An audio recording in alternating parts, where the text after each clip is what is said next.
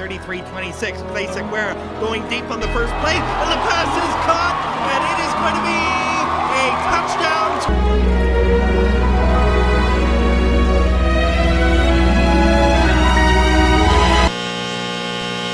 Growing anxiety this morning about the COVID-19 trend in Canada as we take Good evening. Thanks for joining us. We begin with breaking news on the spread of COVID-19 in Canada. The warnings have been clear, but we have to do our part to flatten the curve before it gets any worse.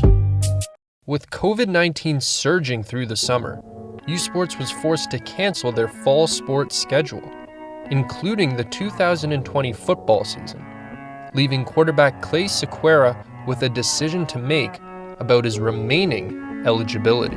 I mean, as soon as we found out, personally, as soon as I found out, I knew without a doubt I was coming back. I knew I would make the sacrifices, I would make it work to sort of play out that last year, especially after the year we had in 2019. How could you just walk away from it at that point?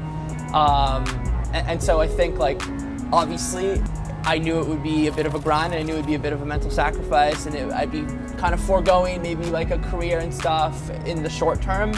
But in the long term, how can you walk away from something you've spent 4 or 5 years building?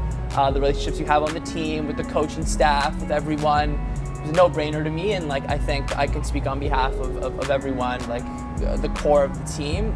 We were gonna come back and make it work for one last sort of ride. So it was sort of without a doubt for me. It was something I wanted to do. Clay's desire to return has allowed the Blues to make one final playoff push with their star QB. To put it lightly, if Clay wasn't here, I don't think half the guys that we see now in the field would be there. This guy is the main reason most guys still want to play, right? You want to play with Clay Sequeira, and that was just a massive reason.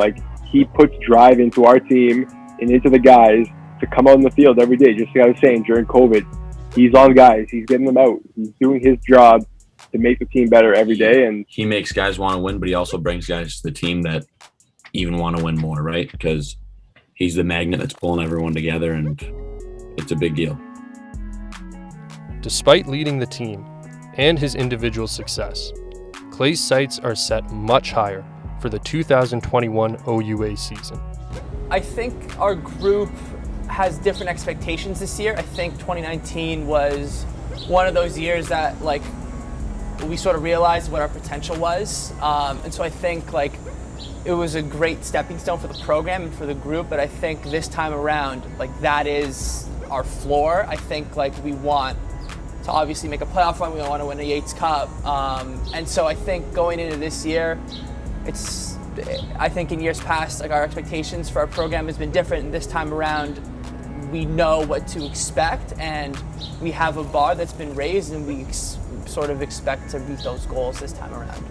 While his talent is only matched by his selflessness, it is no secret across the country who the top quarterbacks are. When you look around the league this year, when the quarterback, and there's some good quarterbacks, and so I don't mean to slight anybody, but Trey Ford and Waterloo, Clay are probably looked at as the top two guys in the league right now. That's it. Individual accolades aside, I can care less about that stuff at this point. I want this team to make playoffs, and I want this team to make a run and win a Yates Cup.